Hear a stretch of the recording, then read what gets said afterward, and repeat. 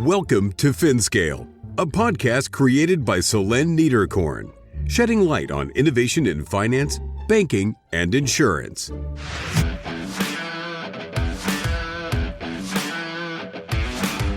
German InsurTech on the rise. Christian Wiens, founder and CEO of Getsafe.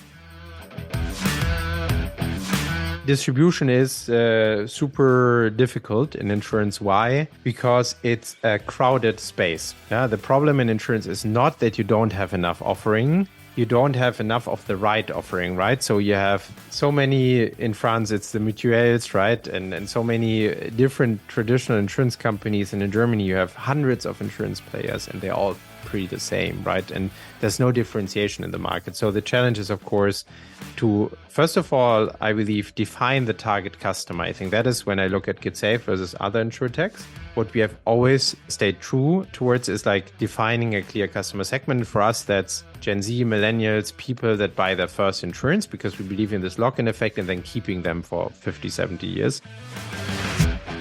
In this podcast, Christian starts by giving us some insights on the German tech ecosystem, how it works, the kind of relationships that startups have with incumbent players, and a flavor of its evolution over the past decade. He also provides insight of Getsafe's evolution and shares their journey so far, including the inspiration of starting the company, their target market, and their value position. We dive into the range of products that Getsafe offers, how they have diversified their offerings, and their embedded insurance solution. Christian also shares insights into the role of data in their business strategy and how they ensure its ethical use.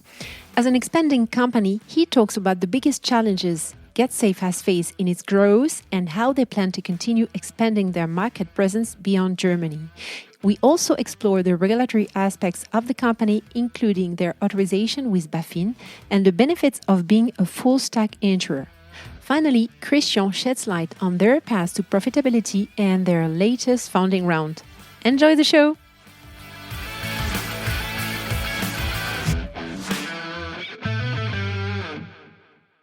Hello, everyone. Hello, Christian.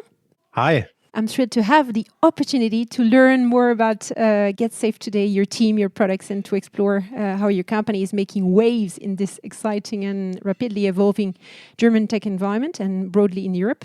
So to get started, would you mind introducing yourself to the audience? Yeah, so then thanks for having me. And I'm really excited to be part of this podcast. I'm Christian. And I don't come from the insurance industry. I studied mechanical engineering and I was an insurance consumer, and that kind of got me into this complex industry. And it's a complex problem we want to solve. And I'm based in Germany, half German, half Italian. I hope that's all you need to know. So as you know, in each episode, we explore a broad topic. As for our upcoming episode, I'm particularly eager to hear your insights on the German tech ecosystem. This is something I've not dived into on my former episode. And I think it will be valuable for the audience to get a deeper understanding of this wide and important market in Europe. So yeah, maybe 5 minutes topic on this. Can you start maybe explaining to us what do you think sets the German tech ecosystem apart from other tech hubs in Europe and particularly in Paris or in France and in the UK? Yeah, that's a great question. I think the genesis of the German tech ecosystem, without mentioning companies like SAP, I would say that's really first generation tech, but let's say internet was with Rocket Internet, and Rocket Internet was a startup incubator founded by the Summer brothers. By the way, they're also an investor in Getsafe, but we were not incubated, right? So they just invested money as ABC. And it started, I think, with a lot of copying of US-based business models, as it often happens in Europe. But I think that was what the German tech entrepreneurs were really good at. And so at the end of the day, it came all to operations and execution as being their forte or their strength. And then models like the copy of Zappos, like Zalando, like e-commerce, was born, and Groupon and other big like eBay, everything was cloned kind of. And I think this was the first wave, but it was strong because it attracted also American investors. And I think that, without knowing the exact numbers, but Germany has always been and still is the second best funded market in Europe besides the UK in terms of VC money. So of course, this is important fuel for a tech ecosystem. It's not everything, but it's important fuel for the tech ecosystem. And I think we, like Germany, always kept this position by having certain strength and maybe not others. And then, of course, over the years, this changed a lot. In Berlin and Munich and other cities became much more of real tech hubs and also attracted more even creative talent and everything. And then I would say the whole tech ecosystem got broader, and fintech started as well to become quite relevant. Yeah, maybe that's in a nutshell. And what role do you think government policy and regulation play in fostering innovation and growth within this German tech industry? In France, we have the BPI, la Banque Publique d'Investissement, which is, investing a lot in the startups. Do you have that kind of support also in Germany? A little bit. I think we're quite envious when looking at France, because I think that especially in the last years, you really, even beyond the borders, you kind of felt and saw the support that the government gave. Germany is definitely structured in a more complicated federal way with many regions that are quite autonomous. You have Bavaria, you have Berlin, you have other, like all these regions that are quite autonomous, and all the regions have kind of their own, I would say, early stage seed programs together with also public banks. So there are some little things, but I think that we never, as far as I'm concerned, we never really made big progress when it comes to growth funding, like the important funding where the big money amounts are being invested. I think there Germany is quite traditional, skeptical. We're skeptical when it comes to data protection and digitization in general. Not so much the consumers themselves, because they adopt to everything and they use social media and they use e-commerce and everything. More, I think, the politics, the public in general, media, journalists.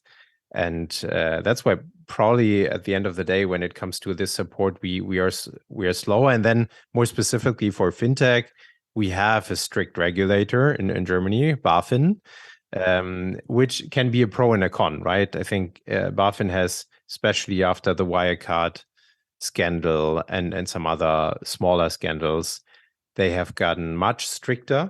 So we got our license after the Wirecard scandal, so I can only talk about that time. They got very strict and made life quite hard for startups or fintechs to get their financial services or insurance license or banking license. Before that, it was probably much easier, and but this really changed with one bad example. Thank you. Very interesting. One last question about this ecosystem, because the banking ecosystem in Germany is very different from what we know in other countries. You have a lot of players, regional players.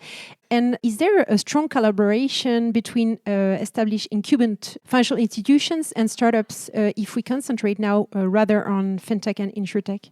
Partly, yes. So you have, but to also sum it up already, I think I haven't seen really successful big partnerships, I would say, between fintech and banks, or insurtechs and insurers, or insurtech and banks that were really successful. There were a lot of tests, and there was some supply, let's say, of balance sheet, both in the banking, the trading, the insurance side. That happened a lot, but I would say balance sheet is a commodity. It's nothing fancy or special. There's plenty of it in the market, and you can also passport it from other markets. So that's maybe not the and then on the B2B technology side, that's definitely not my terrain. Like, it's more the consumer B2C side.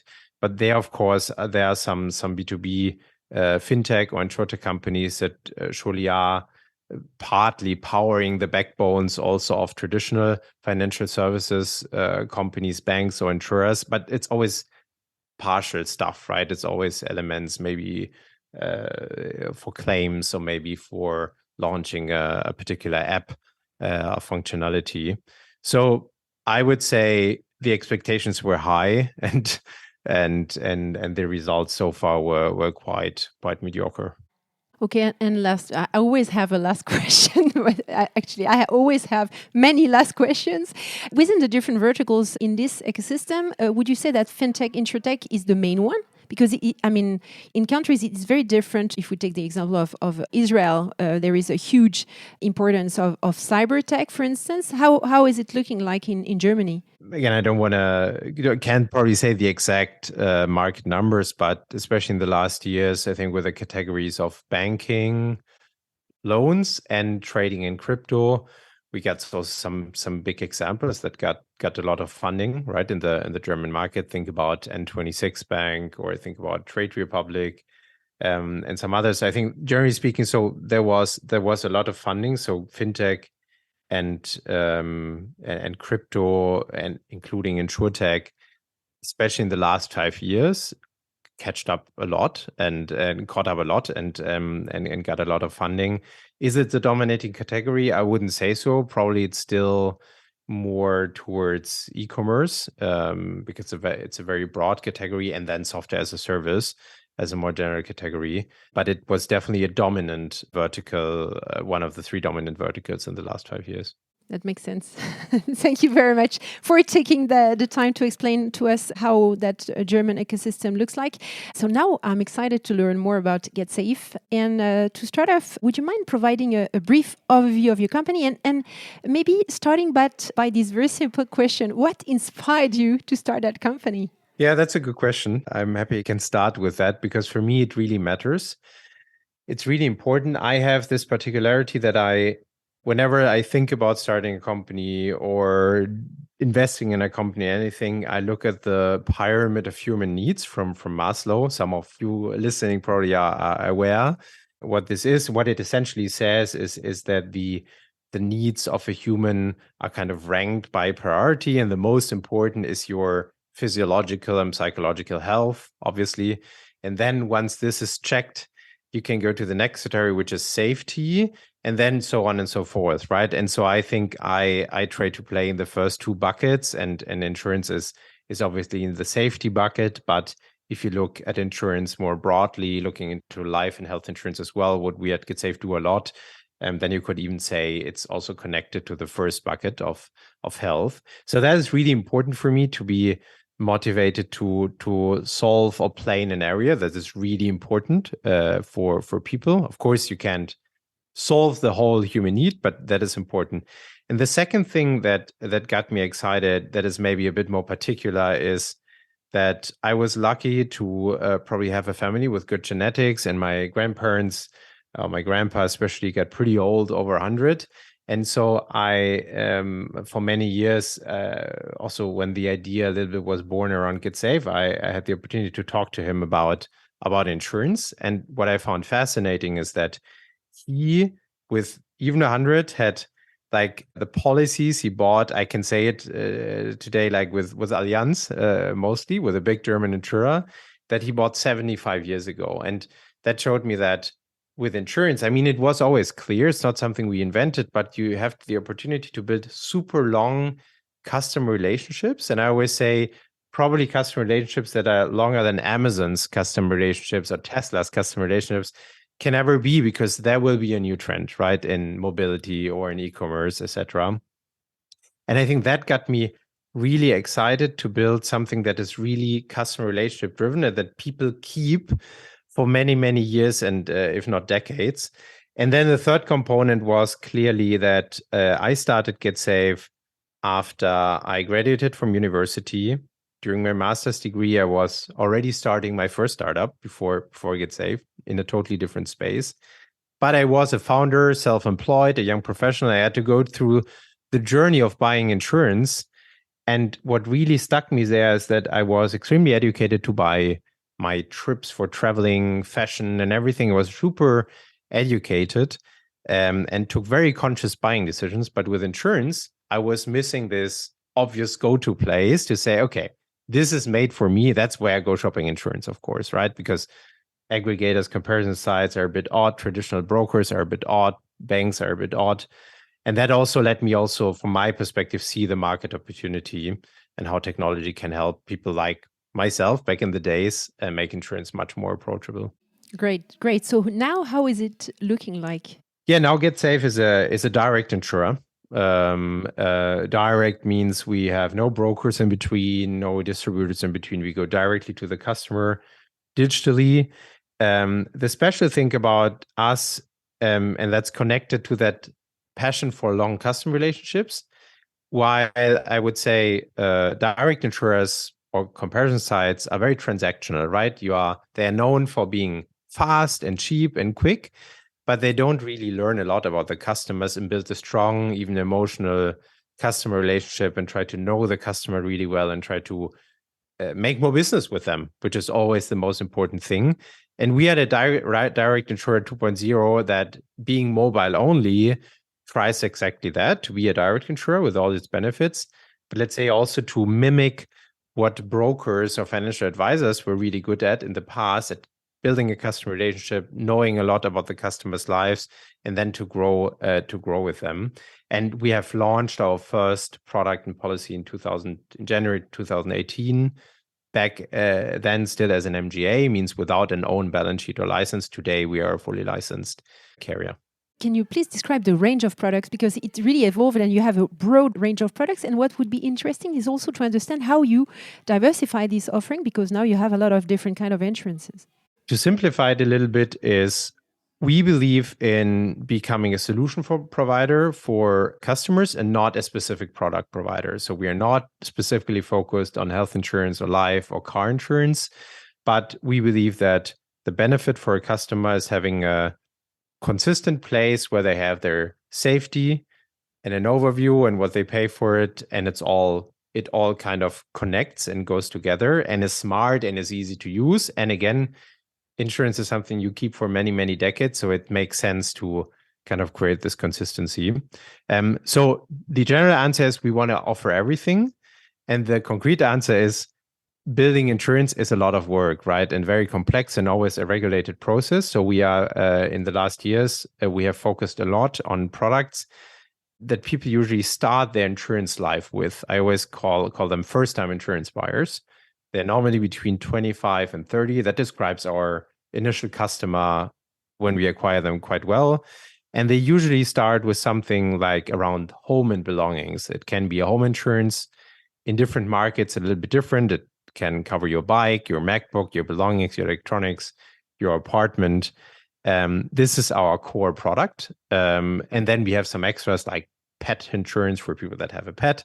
And I mean, there was a big trend in buying pets, or bike insurance or drone insurance, just to be more specific, but it's all in that, I would say, area of simple P&C, you call them, products that are not life, not health, not pension, nothing complicated.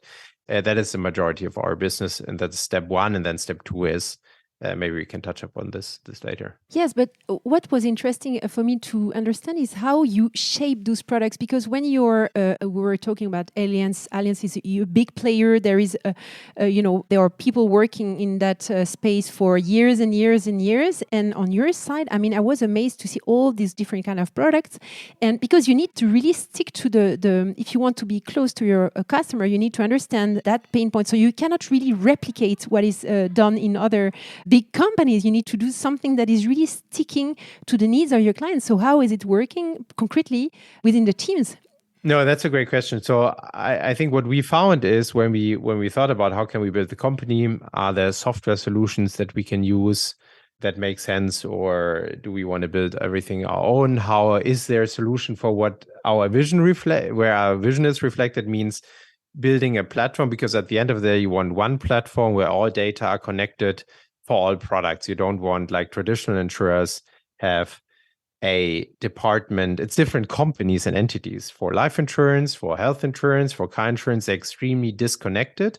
And all these business lines run on different systems with different data sets. They don't talk to each other, et cetera, et cetera. So we were like saying, if we can create this more plug and play generic solution, that was the hypothesis. Can we then, in different markets, run different products and business line on it? And can we also be very, let's say, dynamic in changing and like iterating? Like, right? One greatest example is, in the first year, we partnered with a software provider as our, let's say, policy administration system, as you call it, essentially the ERP system of an insurance company. And their release cycles were every 6 months, there would be a new release where they would adopt something. And we wanted to change things every week, right? And that's also back to your question, how do we build the product? We always start with, let's say, building a best-in-class product. So the best home insurance for people under 30 in France with the price and the benefits. But then we start learning, right? Because we can change benefits, buying flows, advertising, and everything so quickly. We start learning and make it better and better and better. In Germany, for example, now we have a big market share with job starters, mainly with young people in Germany. We are the leading player already. In the UK and France, not yet, because we started later. And so we iterate towards this. But this is the superpower, I would say, that we decided not to go with a traditional system. It didn't exist, but to build our own system. And that makes it quite fast, right? It's not 1 week. It's rather 3 to 4 months to launch a product. But it's still much, much faster than traditional players. So I was interested also to understand your main different distribution channels. So it's you say it's really B2C, but how is it working concretely? Yeah, distribution is super difficult in insurance. Why? Because it's a crowded space. Yeah, the problem in insurance is not that you don't have enough offering. You don't have enough of the right offering, right? So you have so many in France, it's the mutuelles, right? And so many different traditional insurance companies. And in Germany, you have hundreds of insurance players and they're all pretty the same, right? And there's no differentiation in the market. So the challenge is, of course, to, first of all, I believe, define the target customer. I think that is when I look at Getsafe versus other InsurTechs. What we have always stayed true towards is like defining a clear customer segment. For us, that's Gen Z, millennials, people that buy their first insurance because we believe in this lock-in effect and then keeping them for 50, 70 years. That's the first. And then we can build the product specifically for them. And then, of course, this means going where they are, right? And there's no one channel. And I would also say the magic doesn't lie in, that's our conviction, doesn't lie in acquiring customers, but in keeping engaging them and growing with them, means cross-selling them into more insurance products while they get older. But so customer acquisition is a mix of, we go through traditional direct channels like Google, so all kinds of social media. We are on comparison sites. We believe this is important as a new player to build trust and to show that we really have also great prices and benefits. And then the other part is partnerships. And then what we found is that the benefit of having a super clear persona or target customer, like the, say, person between 25 and 30, the job starter, is that they are strong communities. As it's very homogeneous and consistent, there's a lot of recommendation and organic growth that comes as a consequence. That's always if you go very niche. And so that's the mix of channels, but I believe there's no secret sauce in distributing insurance. Clearly. But I see that you have a fully customizable API solution. Can you please take an example and a typical use case? What is it for? Yeah, it's for embedded insurance. Yeah. I think it's a big kind of trend term or word and topic. I think embedded insurance is nothing really new, but in general, implementing financial services in all kinds of daily transactions where it makes sense. Let's say if you buy a bike, that's a good example where we do a lot of business.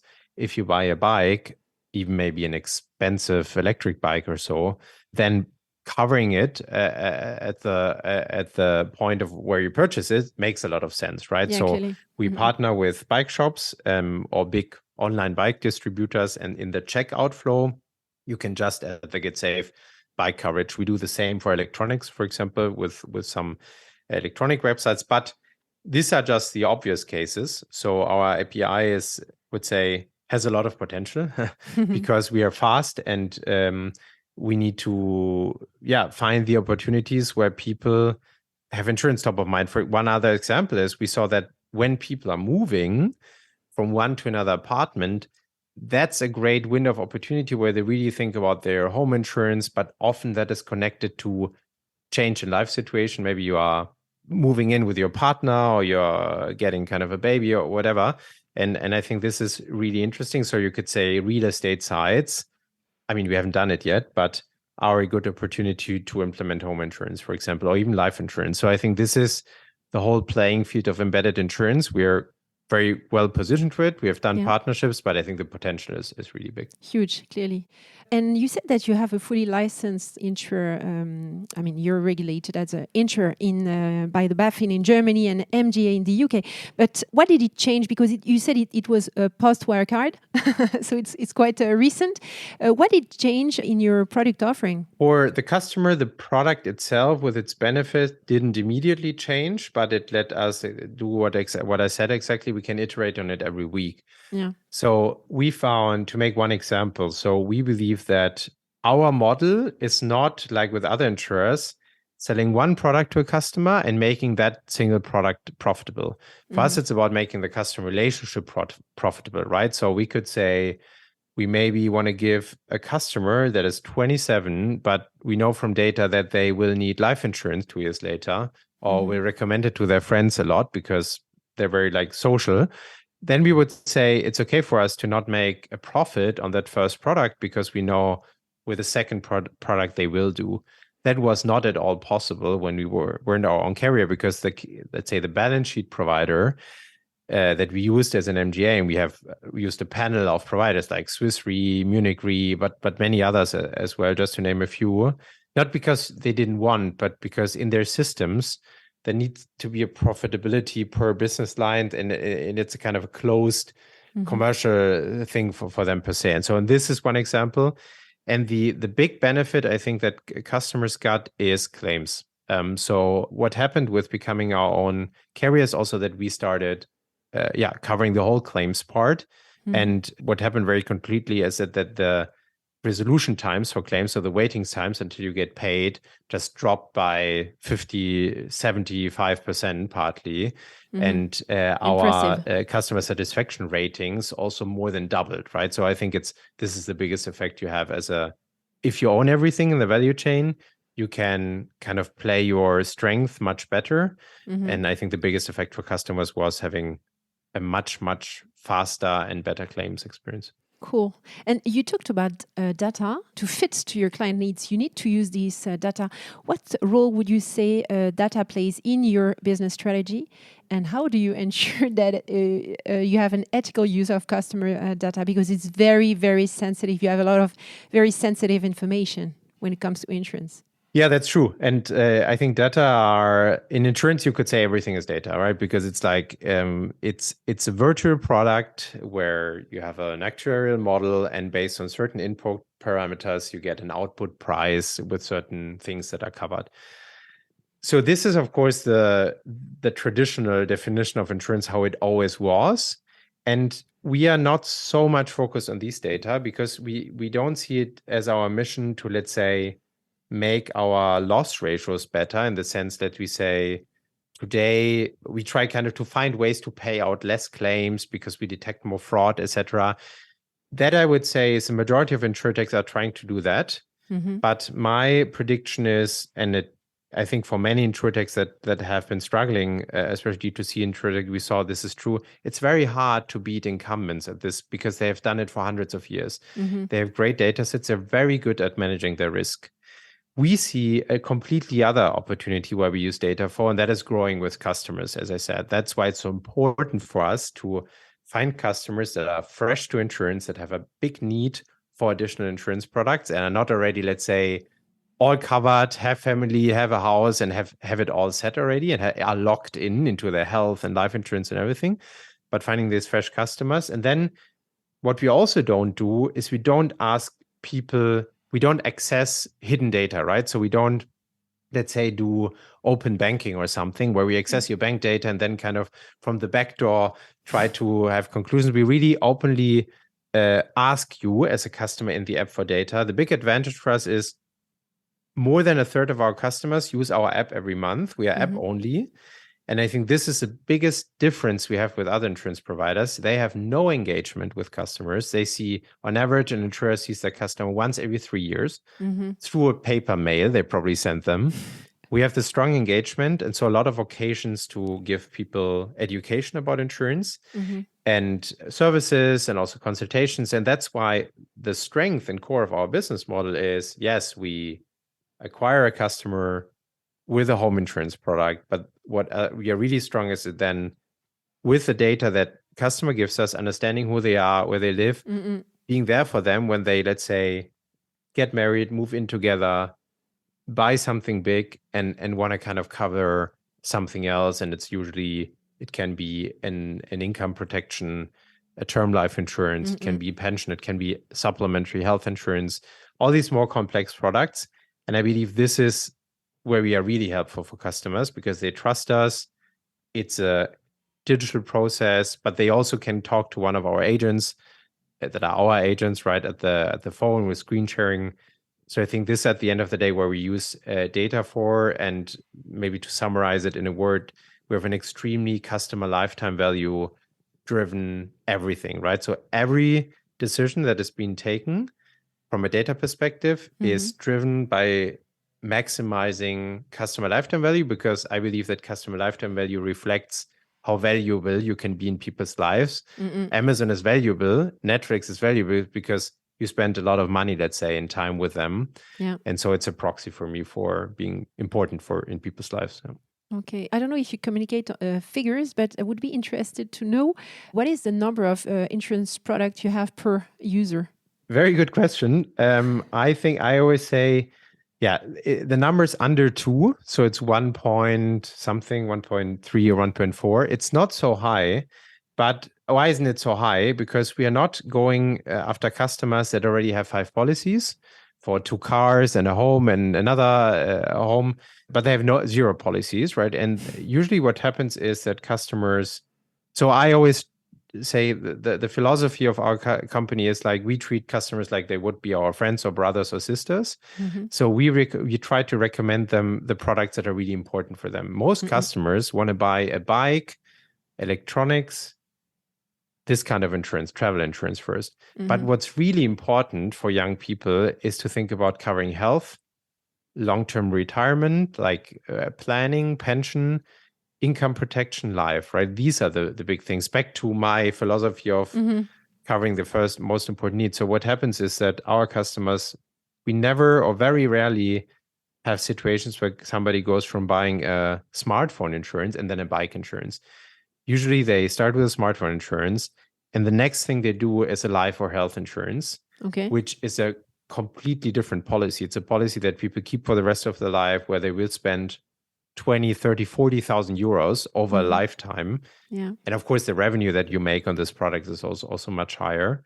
And that's why the customer count per user is not like 3 or 4, but it will grow over time. But it's a very valuable, let's say, policy mix they have. Okay, and time is running, so I need to hurry a little bit.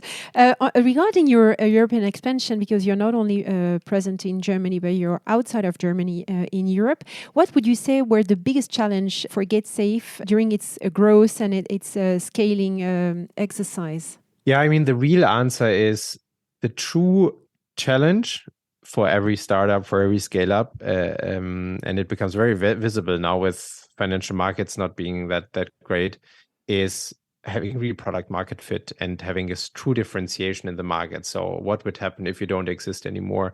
And what we found is that this is not necessarily exactly the same in every market, right? The need of a French customer, because of the whole insurance ecosystem, the public insurance you already have or non-public insurance you need. When people buy insurance, the traditional distribution channels of insurance are a little bit different. So the practical problems that people have are a little bit different. And finding this product market fit is not just replicating exactly the same thing from Germany to UK to France to Austria. And that's why it takes time. It's easy to go into a market and just launch. And it's also easy to say sell a lot of policies.